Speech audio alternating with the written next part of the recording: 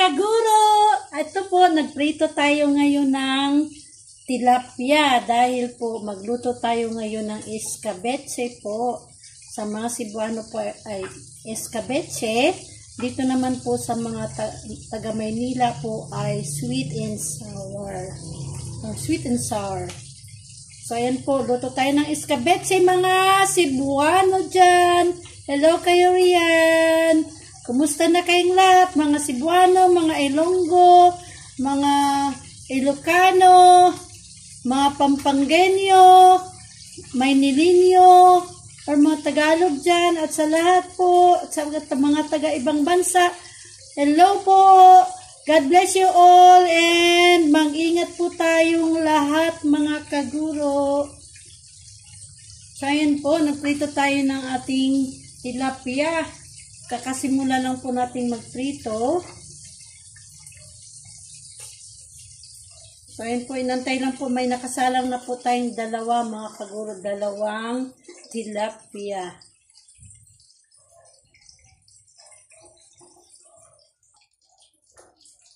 Luto na po ito, mga kaguro, itong dalawa. Kukunin na po natin at papalitan natin ng panibagong salang. Nagdikit po silang dalawa mga kaguro. So, dalawa na rin yung kukunin natin. Pagtabayin sila dahil nagdikit. Tanda lang po tayo mga kaguro. Pag nagprito tayo, reminder lamang po dahil baka po mapasok tayo mga kaguro sa mantika. So, ito na po mga kaguro ang ating naprito. So, lagay lang po natin dyan mga kaguro at magsalang ulit tayo ng another na. Uy, nangiwi po yung ating kawali mga kaguro. Ayusin lang po natin. So, salang tayo ng dalawa din po.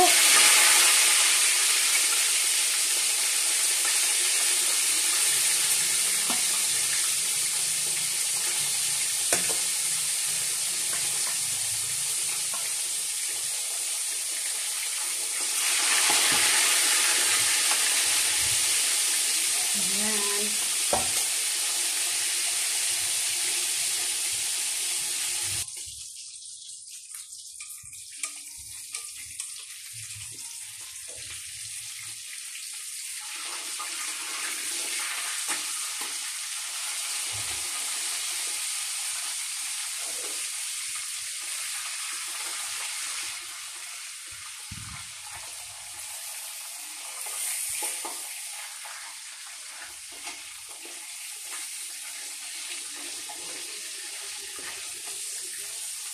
Hawakan natin mga kaguro kasi humingiwi yung kawali.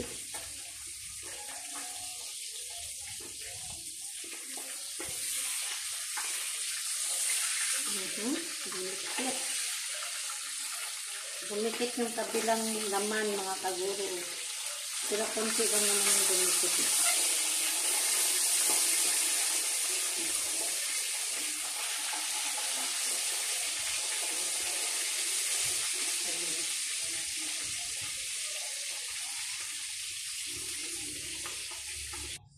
Mga kaguro, I'm back! Tapos na po tayong magprito ng ating tilapia, mga kaguro. Ayan na. So, ayun na po yung ating, mga kaguro, yung kawali na ginamit natin, hindi na natin tinanggal. At ito naman po yung kawali na gamitin natin, mga kaguro, para sa pagluto ng escabeche po, mga kaguro. So, lagyan na po natin, i-open na po natin, mga kaguro, yung ating kalan. Dahil lulutuin na po natin ang ating escabeche. So, kinuha lang ko lang po yung mantika mga kaguro. Lagyan natin ng mantika ang ating kawali.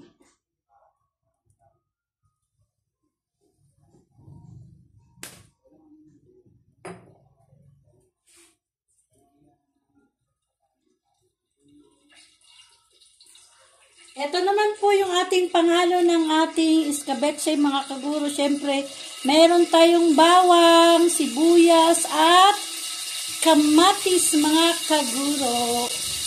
At At meron din po tayong bell pepper po, mga kaguro, medyo malaki. At ang ating carrots po, mga kaguro. At meron din po tayong magic sarap.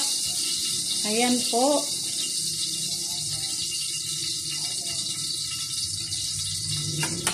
And then, siyempre po, meron tayong luya, mga kaguro. Ayan, may luya po tayo. And, kailangan din po natin, mga kaguro, ng siyempre, mga kaguro, ang ating toyo, liquid seasoning, at ang ating UFC sweet chili sauce. Yan. Yan po. So, mainit na po yung ating mga kaguro. Yung ating kawali.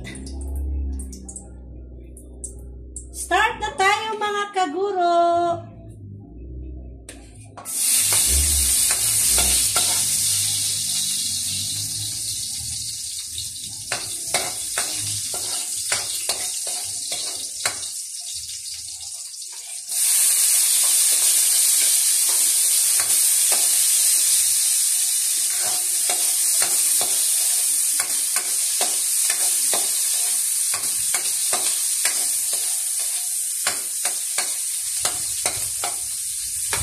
Lagyan na natin ang kamatis.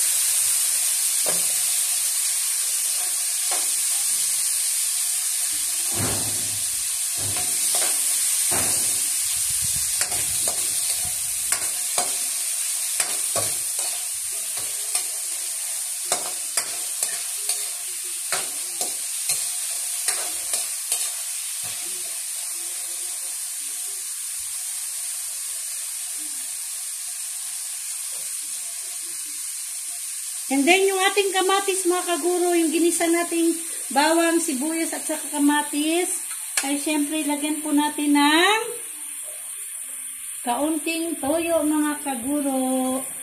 So, haluin po muna natin.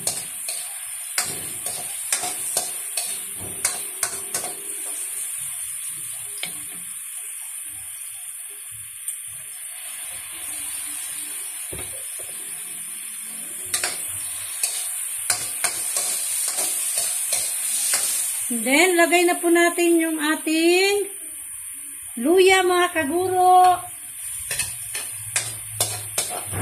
Pampaalis ng langsa ng isda. Yung ating luya.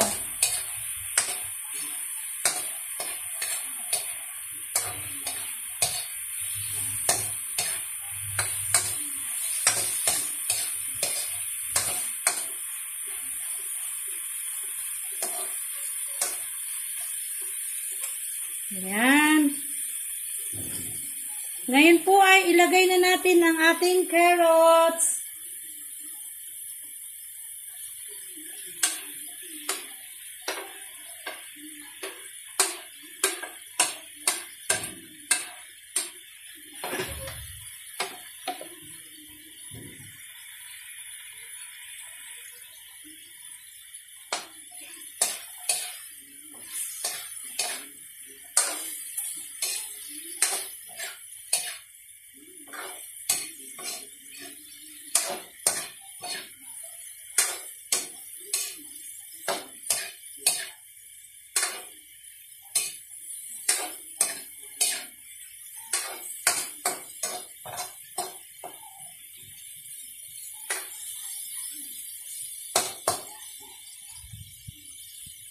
Lagyan natin, mga kaguro, ng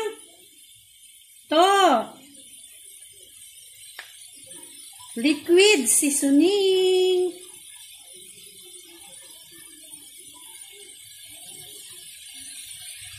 Hindi po mawala sa atin, mga kaguro, itong ating liquid seasoning.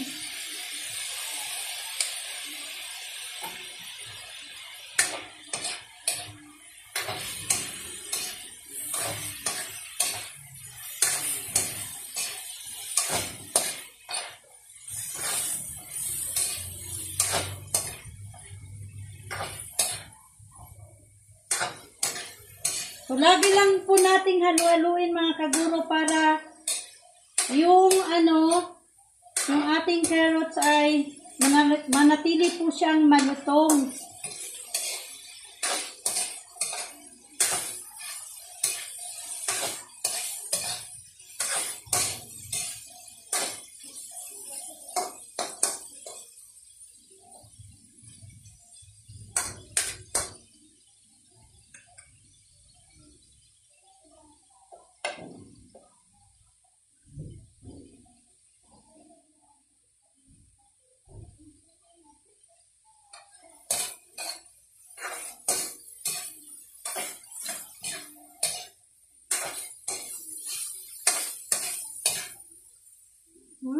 Ang bango mga kaguro. Bango. May kasamang luya. Ang bango ng luya mga kaguro.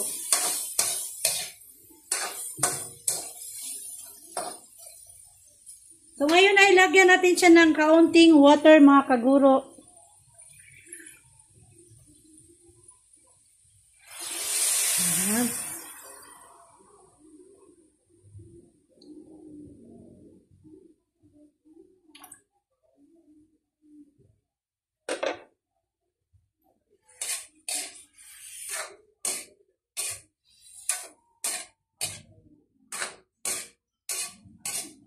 Kaunti lamang po yung nilagay nating tubig para po pampalambot po ng ating carrots.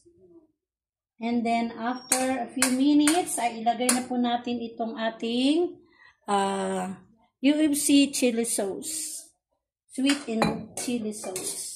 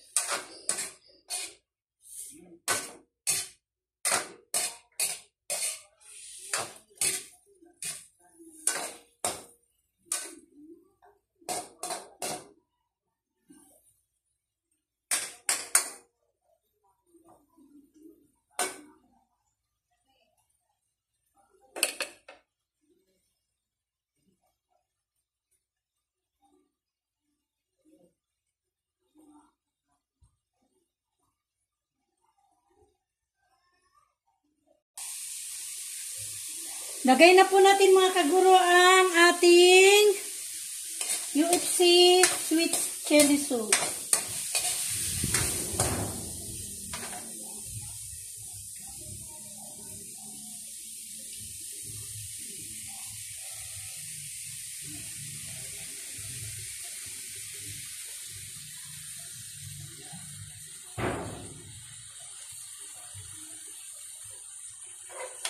Hanuhan natin na ang tubig mga kaguro yung bote para ano po yung kanyang okay.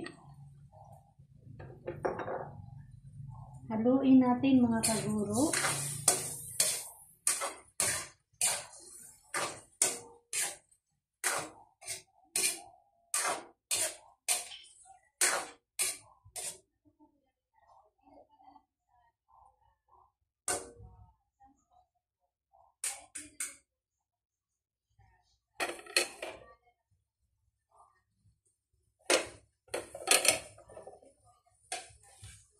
Ilagay na po natin mga kaguro yung ating bell pepper po.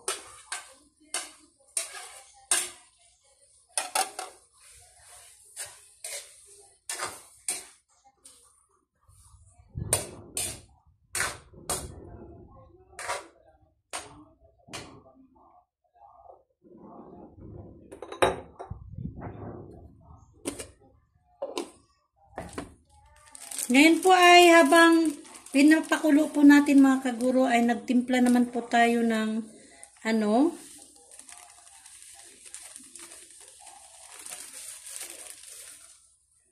ito po mga kaguro. Yan. Ito po ay may water. Nilagyan po natin ng vinegar, ng kaunting suka at saka sugar po. Asukal. So, hinahalo ko po ito mga kaguro dahil ilalagay po natin doon. Pero bago po natin ilagay, ay tikman po muna natin yung timpla doon mga kaguro.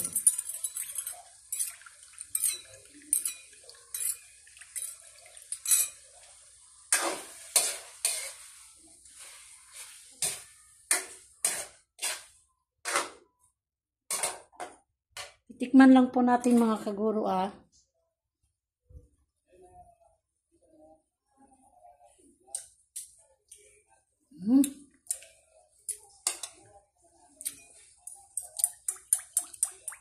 So, lagay na po natin ito mga kaguro ito.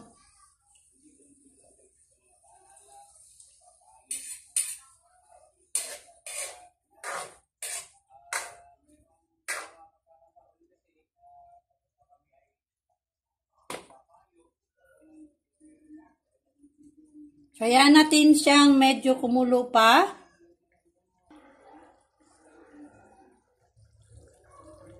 Ayan na po yung niluto nating sauce mga kaguro.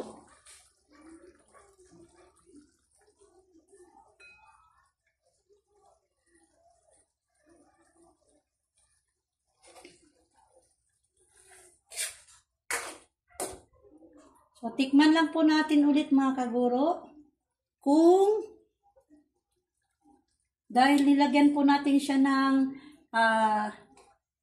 tinimpla nating kaunting tubig, kaunting suka at saka asin.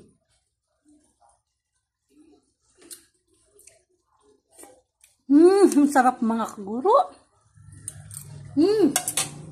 Tamang-tama. Nag-aagaw yung sweetness at saka yung kanyang asin. Sarap po mga kaguro at saka yung kanyang tamis. Yan.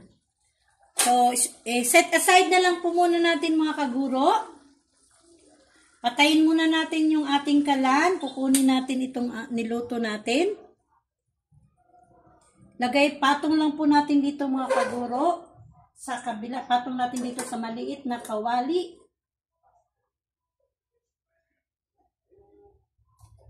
And then, kinuha ko po ito mga kaguro. So, dito ay ilagay natin yung ating pinaritong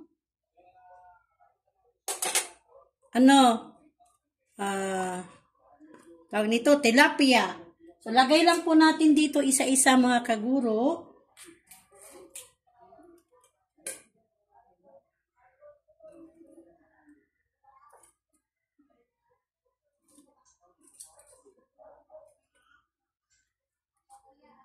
Tapos, lalagyan natin siya ng sauce. Ito pong niluto natin mga kaguro. Lalagyan natin.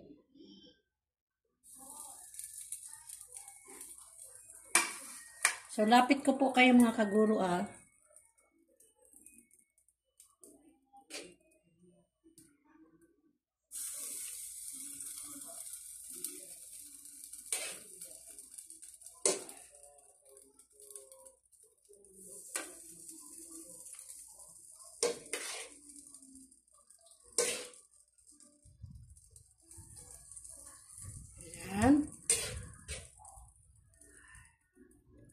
And then, ilagay naman po natin itong naiwan pang 3 pirasong tilapia mga kaguro. Lagay natin dito ulit. Yan.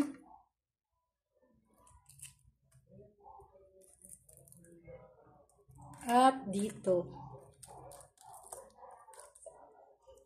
Oops, yan mga kaguro. So, lagyan natin ulit ng sauce.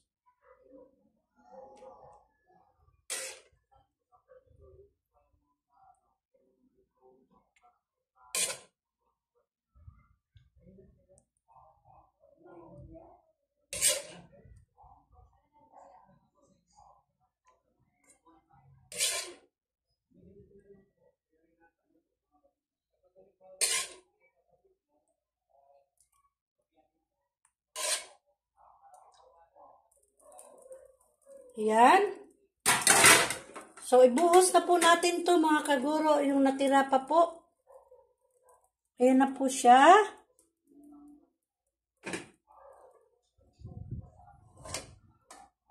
So, lagay na po natin dito yung natira.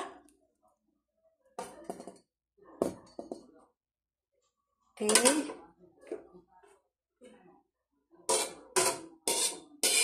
Napakasarap mga kaguro. Yan, tingnan. Tingnan mo lang po ay kitang-kita na po ang sarap niya mga kaguro. So, hindi lang po yung gagawin natin, hindi lang po nilagay natin yung mga kaguro, yung ating sauce, kundi para po talagang manuot po ang kanyang lasa mga kaguro sa niluto nating sauce, ay pakuluan po natin ito ulit mga kaguro ng saglit para yung timpla na ating nilutong sauce po mga kaguro ay talagang sisip-sip siya dito sa laman ng ating prito mga kaguro. So, ano na natin? Sindihan na natin ang ating kalan. So, pakuluin lang po natin yan mga kaguro ng ilang saglit. And, tapos na po mga kaguro, pagkakulo nito ay finish na ang ating niluluto. Luto na po ito mga kaguro, pero ang gagawin ko po ay ipapakulo ko po yung prito na nilagyan natin ng sauce. Ayan. Para po talagang yung lasa ng ating nilutong sauce po ay talagang manuot po doon sa ating pritong tilapia mga kaguro. So, ayan. So, antayin lang po natin siyang kumulo mga kaguro. And then, finished product na po.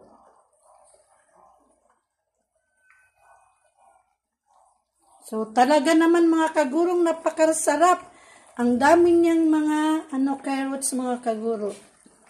At saka luya. Yan. So, ayun. Unti-unti na po siyang kumulo mga kaguro. Rinig nyo po ba? Ayan, kumulo na po.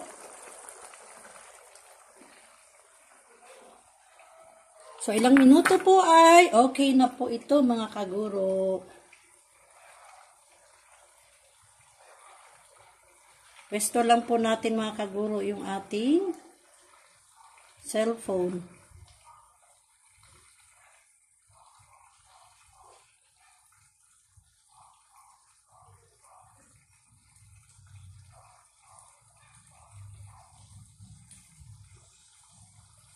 Ayan. Tapos na po ang ating niluto. Kumulo na po siya. Ayan. So, ito na po ang ating escabeche, mga kaguro. Mga kasama ko pong mga Cebuano, mga Bisaya dyan. Alam ko po, gustong-gusto nyo po itong escabeche. Yan. At sa mga Tagalog riyan, ito po yung ating nilutong sweet and sour. Tara na mga kaguro, kain na! Ayan po. Pero syempre, bago tayo kakain ay bibigyan natin ang ating ate for sharing the food. Sharing po sa mga biyayang natanggap natin, sa mga pagkain po, mga kaguro. Yan.